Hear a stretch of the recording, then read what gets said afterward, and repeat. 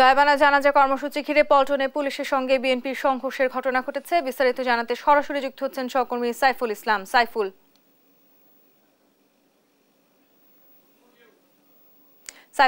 পল্টনে পুলিশের সঙ্গে নেতাকর্মীদের এক ধরনের সংঘর্ষের ঘটনা শুনতে পেয়েছি আমরা। এখন কি অবস্থা, সর্বশেষ পরিস্থিতি সম্বন্ধে জানাবেন আমাদের।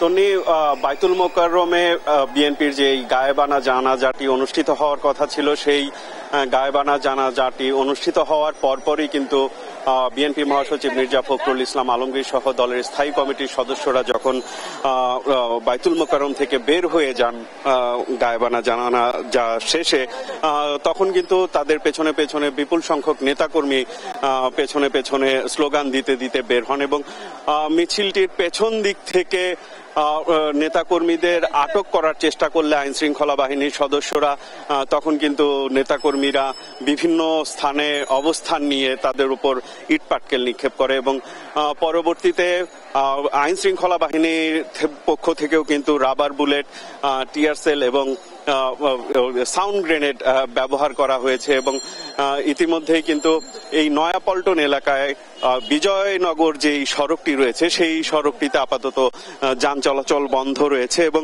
আমরা এই মুহূর্তে দেখতে পাচ্ছি বিজয়নগর এলাকায় গণ অধিকার পরিষদের পক্ষ থেকে গায়েবানা জানাজার আয়োজন করা হয়েছে এবং সেই জানাজাটি অনুষ্ঠিত হচ্ছে এবং এছাড়াও সড়ক জুড়ে কিন্তু বিভিন্ন জায়গায় এই যারা আন্দোলন করছেন এই আন্দোলনকারীরা কিন্তু তারা সড়কে আগুন জ্বালিয়ে তারা প্রতিবাদ করেছেন এবং বাইতুল মোকাররমে যে দুপুরের জোহরের নামাজের পর গায়েবানা জানাজাটি অনুষ্ঠিত হওয়ার কথা ছিল, সেই গায়েবানা জানাজায় গণতন্ত্র মঞ্চের নেতারা উপস্থিত থাকতে চাইলেও কিন্তু আইন শৃঙ্খলা বাহিনীর বাধায় তারা সেই গায়েবানা জানাজায় অংশগ্রহণ করতে পারেনি এবং বাইতুল মোকাররমের গেট তালাবদ্ধ করে দেওয়া হয়।